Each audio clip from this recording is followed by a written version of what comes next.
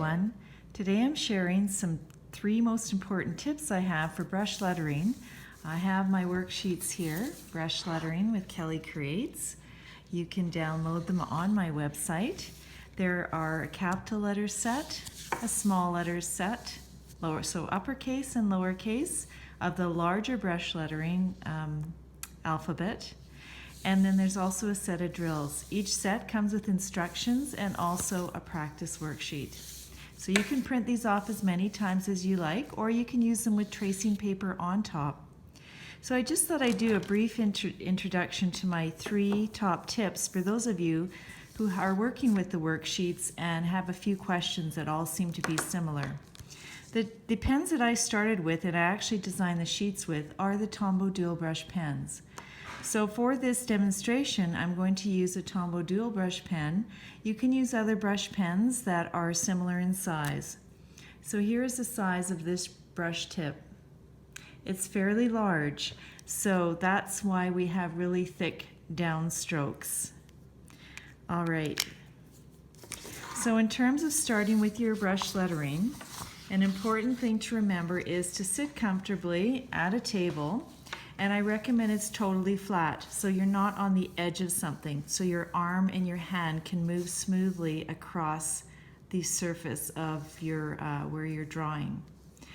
The other thing is, you can see if I'm sitting kind of straight, you can't see I'm sitting straight forward, but this is the way my table goes, and this is how I angle my paper. Paper angle is a very personal thing. Some people don't angle it very much. Some people angle it a little bit. I think the standard is probably 45 degrees, but you have to feel comfortable with how you're angling your paper. All right, so the first tip is your paper and the position of your paper at whatever angle you're comfortable with and a flat surface. The second tip is how you're holding your pen. So my arm is resting kind of perpendicular to the top edge of my paper. The tip of my pen is pointing to my left. So obviously I'm right-handed, and the end of the pen is pointing to my right. It is, if you start here, this is parallel to my paper. So basically what I'm saying is hold your pen at an angle away from you, pointed like this. So it's almost, if you took it and you picked it up, you're laying it down like this, I would pick it straight up and put it in my hand. Now look at my way my hand is resting. Basically this part of my hand with my pinky finger is going to be resting on the paper. I've been asked, a lot of people ask, well, is your hand up in the air? No, it isn't. So I do curl my hand in when I write, but this part is definitely resting on the paper. And I am touching the paper and sliding it back and forth as I draw my letters. So the other thing you can see about where I'm holding my pen, I am not holding my pen here. I'm not choking up close to the brush tip. I am holding my pen significantly far back, way up on the barrel here, so probably 2 to 3 inches higher. Yes, it takes some getting used to. So basically, if my hand is resting here, my pen will just reach down to the paper. I will lean over a little bit, but not much. So that's how far. If you're holding it upright like a regular pencil or pen, it's not going to work. So move it back, let it touch the paper, and you have thin up strokes and thick down strokes. Thin up strokes, light pressure up, thick down. So that's the third tip.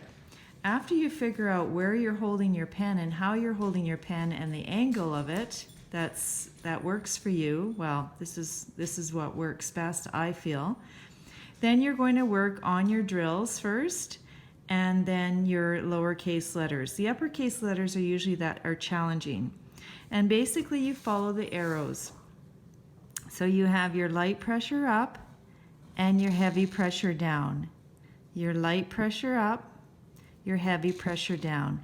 This is a very first basic drill that you should always warm up with before you start drawing your letters. No matter what level you are, everybody who's experienced does drills consistently. There are 16 different drill sheets, and they all will help you learn about all of the letter forms. So here you can see, let me zoom in a bit. This is called an underturn. At the dot, there's a dot here. As you can see here, the dot means you start there, and you follow the dotted line, and you exit here. So here you can see you put full pressure on, you release, and you go up with your thin upstroke. One thing I want you to keep in mind is you're just basically going for thick and thin. Thick and thin. Don't worry if your thins are not thin enough. You're not going for super thin at this point, which is called a hairline. You're going for thick and thin. And the most important part of your thicks and thins is changing pressure. So you're pushing down, adding pressure, and you're releasing pressure. It's all about the pressure. So let's go to the bigger underturn and do a couple of those. So you put heavy pressure down, you release, and you come up. Heavy pressure down, release, and come up. And the larger strokes are the most difficult. You can even see that on a video it's hard for me to get a perfect stroke in here, but I'm trying. So heavy pressure down, release, and come up. If you look at the bottom, I want you to focus on your letters and drawing letters. Focus on the bottom parts of your letters. You are releasing at this point here. You're not releasing at the bottom. So you put heavy pressure, you release here, so it lightens up, and you get to that thin upstroke. Okay. So let us take a look at a small, one of the lowercase letters. We'll look at the J. And I'm showing you a J.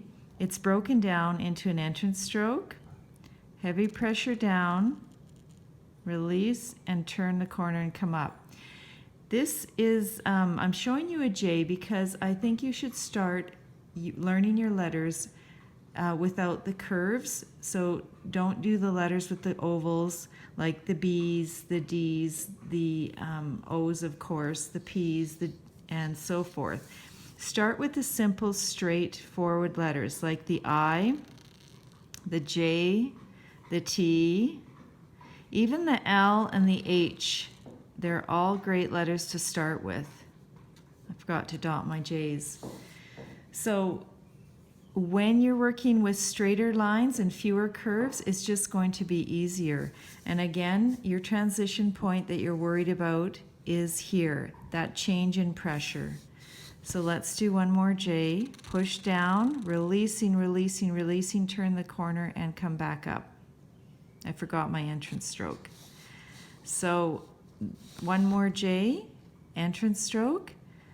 Push, full pressure, releasing, releasing, releasing, turn the corner, and come up.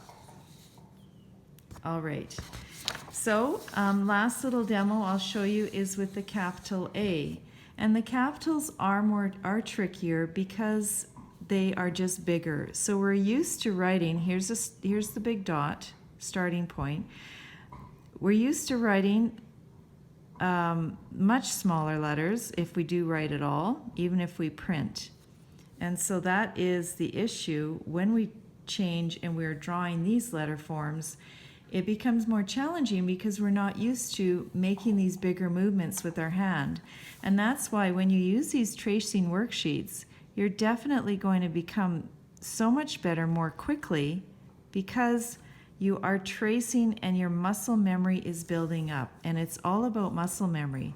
So over and over and over again, you're going to trace the letters, and you'll get used to the size of them, and you'll get used to the shapes of them, and pretty soon all of your A's will look the same, all of your B's will look the same, all of your D's will look the same.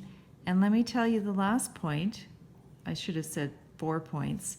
But you do not have to have the same letters as I do. So once you finish practicing, you're just going to go off on your own and figure out what your own style is. So will your S look the same as my S? No. It might look similar, and that's okay, but it might be totally different. And you might have a less linear form. You might be a little bit more dramatic or artistic. But basically, if you start at this point with,